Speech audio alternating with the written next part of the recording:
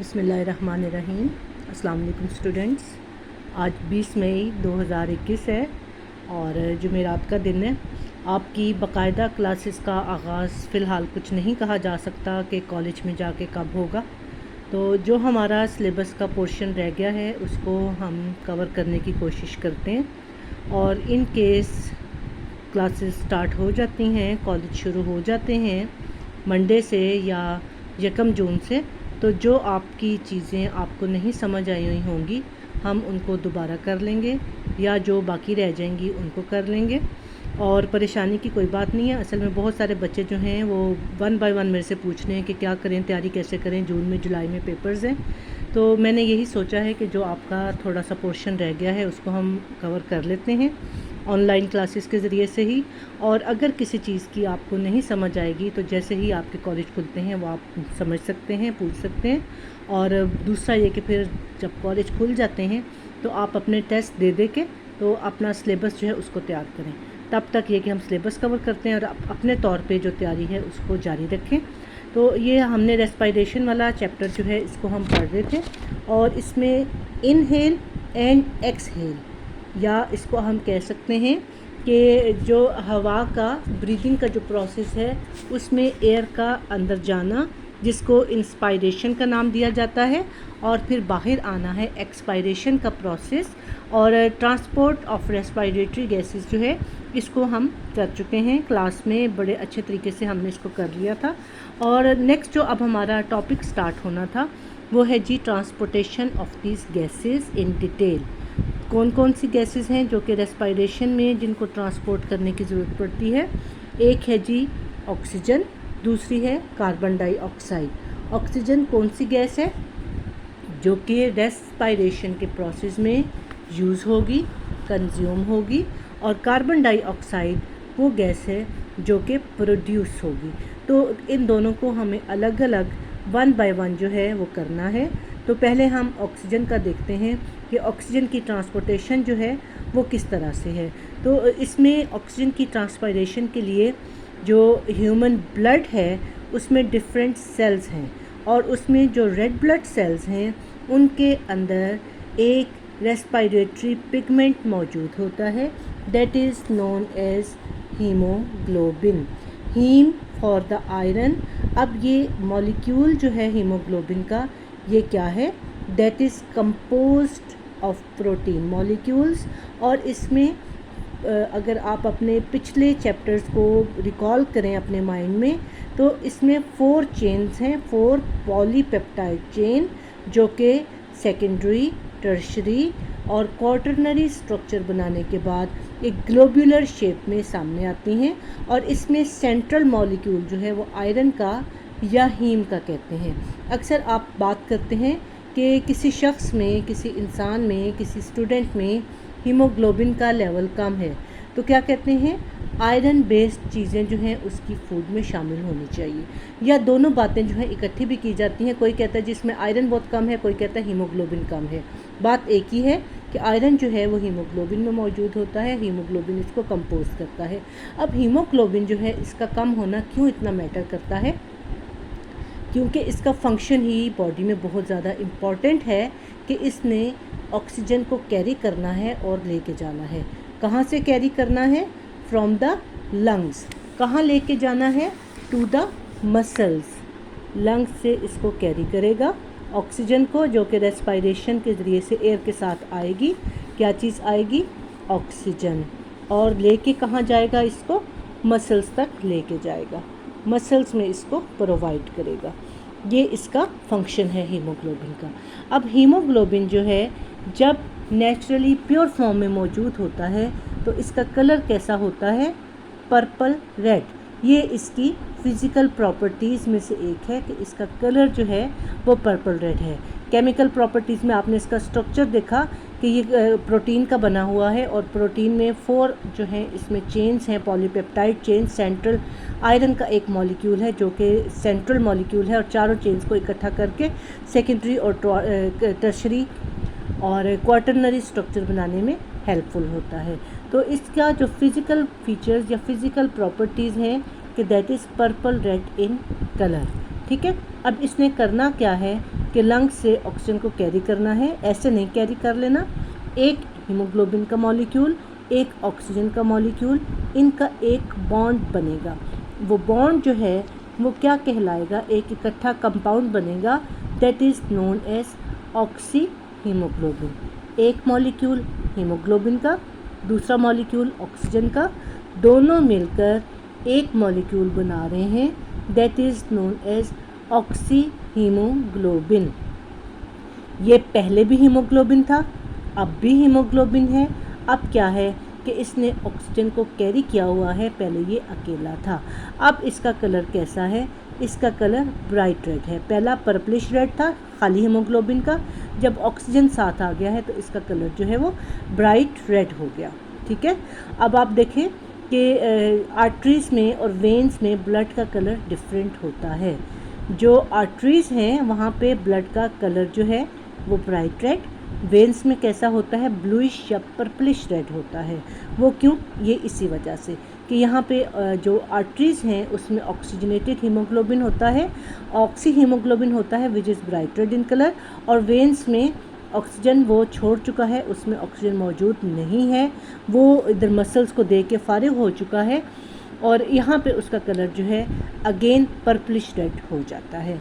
तो हम बात कर रहे हैं ऑक्सी हीमोग्लोबिन की, कि ऑक्सी हीमोग्लोबिन जो है वो बन गया। और ये आप देखें ये रिएक्शन जो है ये रिवर्सेबल है कि हीमोग्लोबिन और ऑक्सीजन मिलके ऑक्सी हीमोग्लोबिन बन जाते हैं, और ये टूट के दोबारा से हीमोग्लोबिन और ऑक्सीजन अलग अलग हो जाते हैं।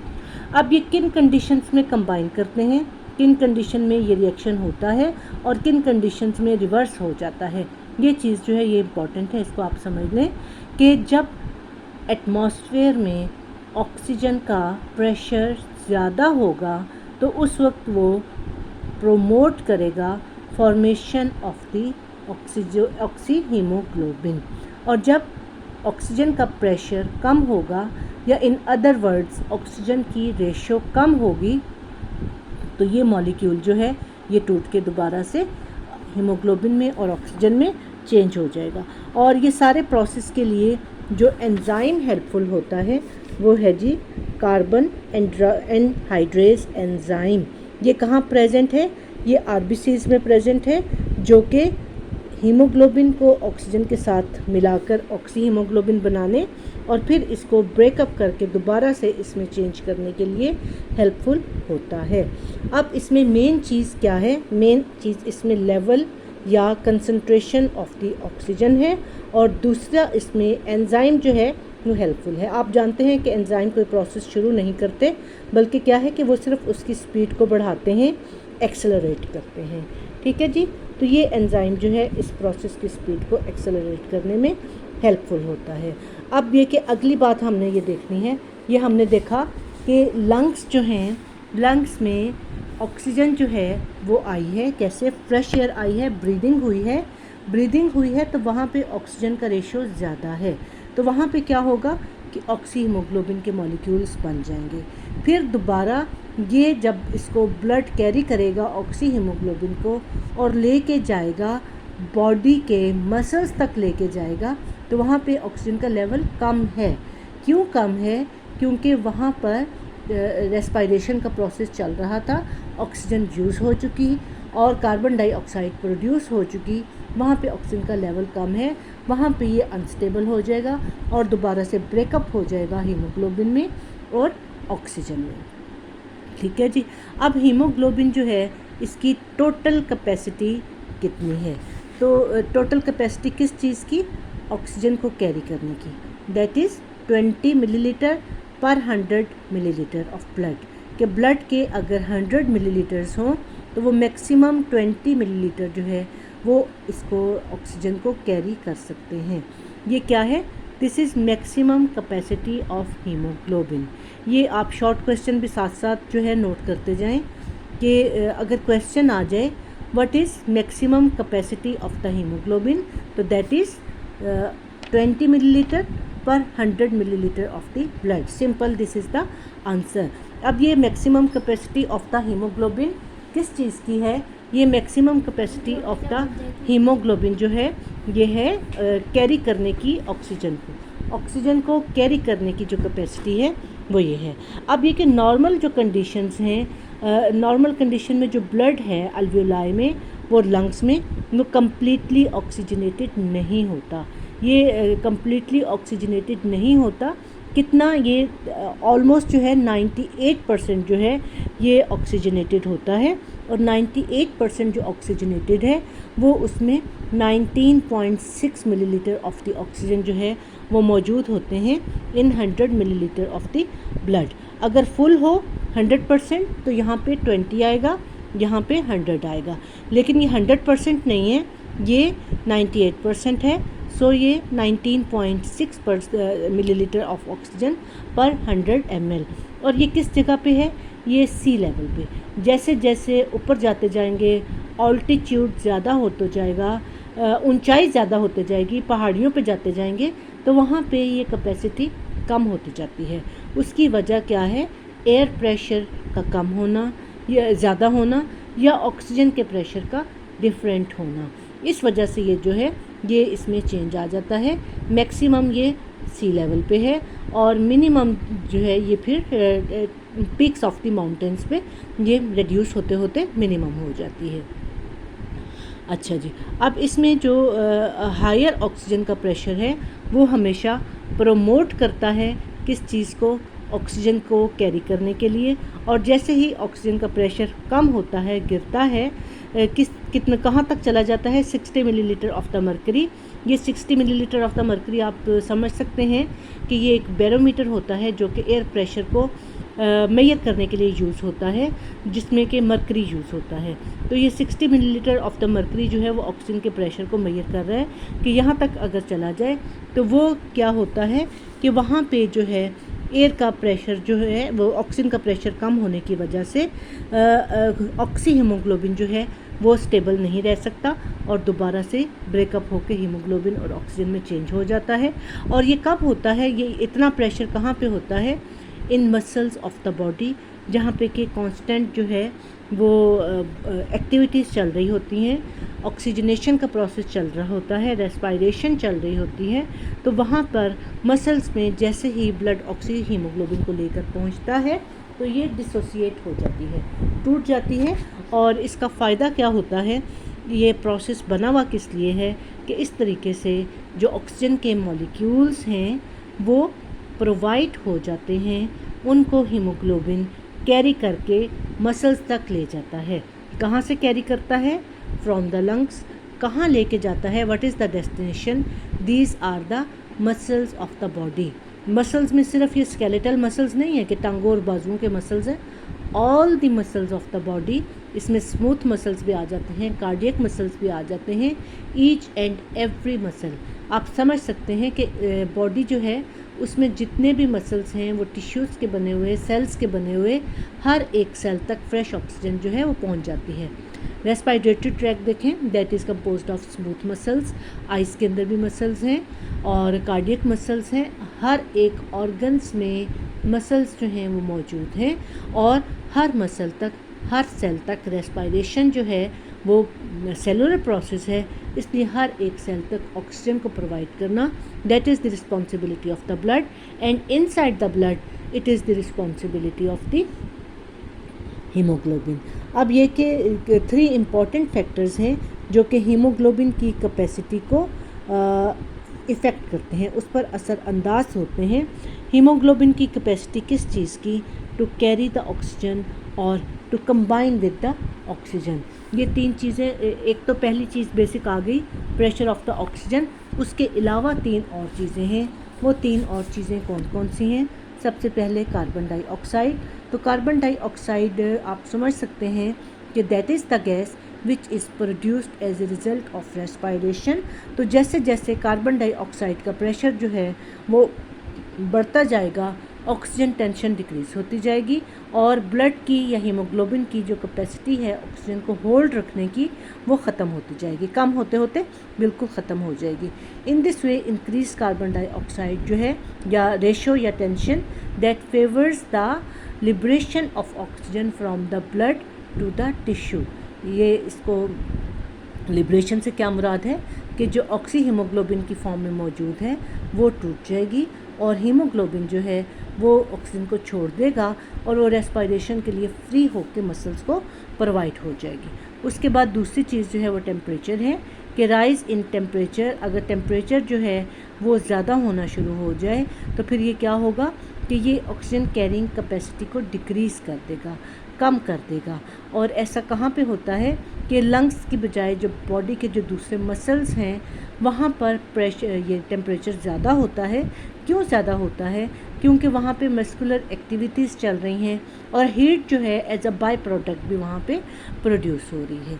तीसरी चीज़ इसमें आ जाती है पीएच, के जो पीएच है ब्लड की वो भी ऑक्सीजन को होल्ड या बाइंड करने की कैपेसिटी जो है वो उस पर असरअंदाज होती है। और कैसे, किस तरीके से असरअंदाज होती है कि पीएच जो है ब्लड का वो कम हो जाए अगर, तो इसकी जो अमाउंट जो हीमोग्लोबिन को एक्सक्यूज़ मी, तो उसकी जो ऑक्सीजन को बाइंड रखने की जो कैपेसिटी है वो भी कम हो जाती है। अब कम पीएच क्या है? नॉर्मल पीएच जो है वो है 7 और कम पीएच जो है वो 7 से कम जो होगी 6, 5, 4, 3, 2, 1।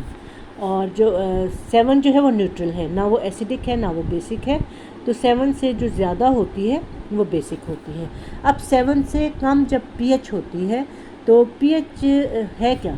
पीएच जो है वो measurement of the H ions in the solution. किसी भी सॉल्यूशन में एच आयन की जो रेशो है उसको मेजर करना जो है वो पीएच होता है।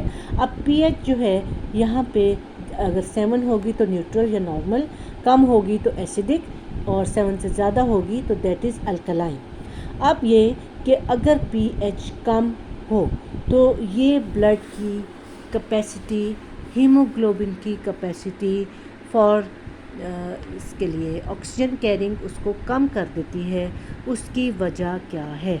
उसकी वजह ये है कि जब पीएच कम होगी, पीएच 7 से कम है, 4 है, 5 है, 6 है, 3 है, तो उसमें एच आयन जो हैं वो कम हो रहे हैं। अब वो एच आयन जो हैं वो कहाँ जाते हैं? They combine with the protein part of the haemoglobin, और उससे क्या होता है कि इसकी जो ऑक्सीजन के साथ बाइंड रहने की कैपेसिटी है वो कम हो जाती है। ऑक्सीजन के मॉलिक्यूल, हाइड्रोजन के मॉलिक्यूल्स जो हैं वो फ्री हो गए, फ्री होके वो हीमोग्लोबिन के मॉलिक्यूल्स के साथ अटैच हो गए।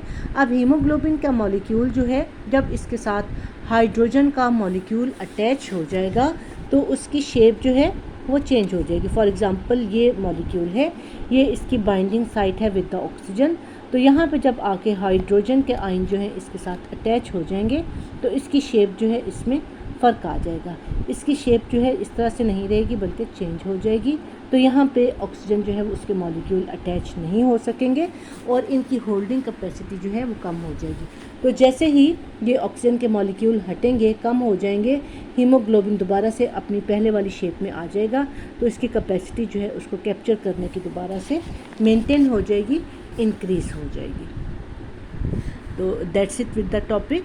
अब इसमें 3 चीज़ें आपने देख ली जो कि इफ़ेक्ट करती हैं capacity of the haemoglobin to carry the oxygen besides the ratio of oxygen. Ratio of oxygen जो था वो पहला पॉइंट था जो कि ऑक्सी हीमोग्लोबिन को बनाने का बायस बनता है, और बाकी जो 3 पॉइंट्स इसको इफ़ेक्ट करते हैं वो carbon dioxide, temperature and pH. ठीक है जी, that's it with the oxygen. Oxygen कैसे ट्रांसपोर्ट होती है इसको हमने डन कर लिया।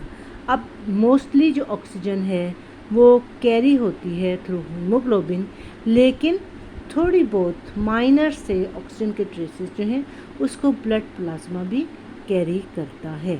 ठीक है, now we come to the transportation of carbon dioxide. 2 gases की हमने बात की थी, एक ख़त्म हो गई बात ऑक्सीजन की, दूसरी कार्बन डाइऑक्साइड कि जहाँ पे ऑक्सीजन जो है वो यूज़ हो रही है, कंज्यूम हो रही है in the process of respiration, वहाँ पे कार्बन डाइऑक्साइड जो है वो प्रोड्यूस हो रही है। तो कार्बन डाइऑक्साइड जो है वो जैसे ही सेल्स में प्रोड्यूस होगी तो सेल को जो फ्लूइड सराउंड कर रहे हैं उसके अंदर डिज़ोल्व हो जाएगी। Respiration is the cellular process, cells are surrounded by the tissue fluids. जैसे ही कार्बन डाइऑक्साइड प्रोड्यूस हुई वो टिश्यू फ्लूइड्स के अंदर जो है वो डिज़ोल्व हो जाएगी, और डिज़ोल्व होने के बाद टिश्यू फ्लूइड्स जो हैं उसको ट्रांसफ़र कर देंगे इन द ब्लड प्लाज्मा। कैसे? Through the blood capillaries which were present in the tissue fluids. ठीक है। अब ये कि कार्बन डाइऑक्साइड जो है वो प्लाज्मा में ट्रांसफ़र हो गई। अब इसने कैसे ट्रांसपोर्ट होना है? इसने 3 बड़े तरीक़ों से ट्रांसपोर्ट होना है। कि सबसे पहला तरीका जो है कि ब्लड का प्लाज्मा जो है वो इसको ट्रांसपोर्ट करता है, और 70% कार्बन डाइऑक्साइड जो है वो ट्रांसपोर्ट होती है थ्रू ब्लड प्लाज्मा, और 20% इसको अभी हम डिटेल में देखते हैं। इससे पहले हम ये देख लें, जो पहला पॉइंट है कि 20% जो कार्बन डाइऑक्साइड है इसको हीमोग्लोबिन कैरी कर रहा है। हीमोग्लोबिन का मेन काम कार्बन डाइऑक्साइड को ट्रांसपोर्ट करना नहीं है, इसका मेन काम जो है ऑक्सीजन को ट्रांसपोर्ट करना है। लेकिन जो कार्बन डाइऑक्साइड प्रोड्यूस हुई है, अब जब सेल्स में से या टिश्यूज़ में से हीमोग्लोबिन ने वापस आना है तो इसके पास ऑक्सीजन कोई नहीं है, ये खाली है। तो ये थोड़ी बहुत कार्बन डाइऑक्साइड जो कि 20% है इसको कैरी करके लंग्स तक लेके आता है। कैसे? कि ये हीमोग्लोबिन जो है कार्बन डाइऑक्साइड के साथ एक कंपाउंड बना लेता है which is known as carboxy haemoglobin. और ये हीमोग्लोबिन कार्बोक्सी हीमोग्लोबिन जो है कब बनता है? When carbon dioxide combines with the amino group of the haemoglobin. Haemoglobin एक बहुत बड़ा मॉलिक्यूल है जिसमें कि 4 पॉलीपेप्टाइड चेन्स हैं, और इसमें अमाइनो ग्रुप के साथ जो है वो कार्बन डाइऑक्साइड मिलकर कार्बोक्सी हीमोग्लोबिन के मॉलिक्यूल बना लेती है। और जब ये कब बनाती है? जबकि कार्बन डाइऑक्साइड की रेशो जो है वो ज़्यादा होती है, तब ये मॉलिक्यूल बनता है। जैसे ही ये मॉलिक्यूल फिर कहाँ पे बनेगा? In the tissues. और जैसे ही ये लंग्स में पहुँचेगा जहाँ पे कि कार्बन डाइऑक्साइड की रेशो कम होगी तो ये टूट जाएगा, हीमोग्लोबिन अलग हो जाएगा, कार्बन डाइऑक्साइड अलग हो जाएगा। अब दूसरा जो इसमें है प्लाज्मा प्रोटीन्स, कि जो ब्लड का प्लाज्मा है इसमें हीमोग्लोबिन भी एक प्रोटीन है, इसके अलावा और भी बेतहाशा प्रोटीन्स जो हैं वो मौजूद होती हैं। तो 5% ऑफ द कार्बन डाइऑक्साइड जो है इसको बॉडी के फ्लूइड्स जो हैं वो ब्लड प्लाज्मा प्रोटीन्स के ज़रिए से बॉडी के फ्लूइड से कैरी करती है और कैपिलरीज ऑफ द लंग्स तक पहुंचा देती है। अब जो 70% carbon dioxide which is transported through plasma, ये किस शक्ल में? ये जी in the shape of bicarbonate ion, जो कि सोडियम के साथ या पोटेशियम के साथ या किसी भी दूसरे आयन के साथ कंबाइन होके कार्बोनेट्स की फॉर्म में ये बॉडी में से ट्रेवल करती हुई टिश्यूज़ में से चलती हुई ब्लड के साथ साथ जो है ये लंग्स तक पहुंचती है। मोस्टली ये जो बाइकार्बोनेट आयंस जो हैं ये सोडियम के साथ कंबाइन करके सोडियम बाइकार्बोनेट का कंपाउंड जो है वो बनाते हैं। अब ये कार्बन डाइऑक्साइड आई कहाँ से? ये प्रोड्यूस हुई as a result of respiration. कहाँ पे? In the sales. सेल से ये फौरी तौर पे बाहर आ गई टिश्यू फ्लूइड में जहाँ पे कि पानी था। अब पानी के साथ ये कंबाइन करेगी तो क्या बना देगी? Carbonic acid. अब ये जो है दिस इज़ कार्बोनिक एसिड, इसके लिए एक एंजाइम इसको जो है वो एक्सेलरेट करेगा प्रोसेस को, that is known as carbonic anhydrase. अब ये सारे के सारे प्रोसेस जो है ना रिवर्सेबल हैं, कि एक कंडीशन में ये कार्बोनिक एसिड बना है, अगली कंडीशन में जाके ये कार्बोनिक एसिड दोबारा टूट के वाटर और कार्बन डाइऑक्साइड में चेंज हो सकता है। अभी फ़िलहाल ये कि इसने चेंज नहीं होना, इसने आगे जाना है। कैसे आगे जाना है? कि इसकी आयोनाइजेशन हो जाएगी कार्बोनिक एसिड की, हाइड्रोजन का आयन अलग हो जाएगा और ये बाइकार्बोनेट का आयन अलग हो जाएगा। ये क्या है जी? This is carbonic acid. Carbonic acid जब डिसोसिएट होगा आयंस में, हाइड्रोजन का ion and bicarbonate ion, H लगा हुआ है, H मीन बाइकार्बोनेट आयन जो है इसको बना रहा है। अब ये बाइकार्बोनेट देखें कि यहाँ पे माइनस का साइन है। जो बच्चे जानते हैं माइनस का साइन, केमिस्ट्री अच्छा पढ़ते हैं, वो समझ सकते हैं कि माइनस का साइन है, इसका मतलब है कि यहाँ पे ये वेलेंट है, इसमें वैलेंसी है, इसमें कैपेसिटी है to combine with some other ions. तो ये किसी भी दूसरे आयन के साथ, स्पेशली सोडियम के साथ मिलके NaHCO3 ये बना सकता है, क्या बना सकता है, सोडियम बाइकार्बोनेट को ये बना सकता है। अब ये सोडियम के साथ मिले या किसी के साथ भी मिले, ये एक बाइकार्बोनेट की फॉर्म में ब्लड इसको कैरी करेगा, कहाँ से, टिश्यू से, और लेके कहाँ तक जाएगा, लंग्स में जाएगा। अब लंग्स के कैपिलरी बेड में जब ये बाइकार्बोनेट्स पहुँचेंगे तो अपने आयन से अलग होकर दोबारा से बाइकार्बोनेट्स की फॉर्म में आ जाएंगे। यहाँ पे हाइड्रोजन के आयन्स मौजूद हैं, इनके साथ ये कंबाइन करेंगे। कंबाइन करने के बाद ये कार्बोनिक एसिड में चेंज हो जाएंगे, और कार्बोनिक एसिड यहाँ पे अब आप देखें कि कार्बन डाइऑक्साइड का रेशो कम है, ऑक्सीजन का ज़्यादा है, तो ये फिर से टूट जाएंगे किस में, कार्बन डाइऑक्साइड में और वाटर में। अब ये देखें कि ये प्रोसेस जैसे शुरू हुआ था कार्बन डाइऑक्साइड और वाटर, ये इब्तदाई इसमें रिएक्टेंट से, और लंग्स में जाके यही फाइनल प्रोडक्ट्स हैं। दैट्स वाई हम कहते हैं कि ये रिवर्सिबल रिएक्शन है। अगर यहीं से आप इसको रिवर्स करें कि कार्बन डाइऑक्साइड और वाटर मिलके क्या बना रहे थे, कार्बोनिक एसिड, और कार्बोनिक एसिड जो है आयंस की फॉर्म में डिसोसिएट होके क्या बना रहा था, हाइड्रोजन एंड बाइकार्बोनेट अलग अलग हो गए।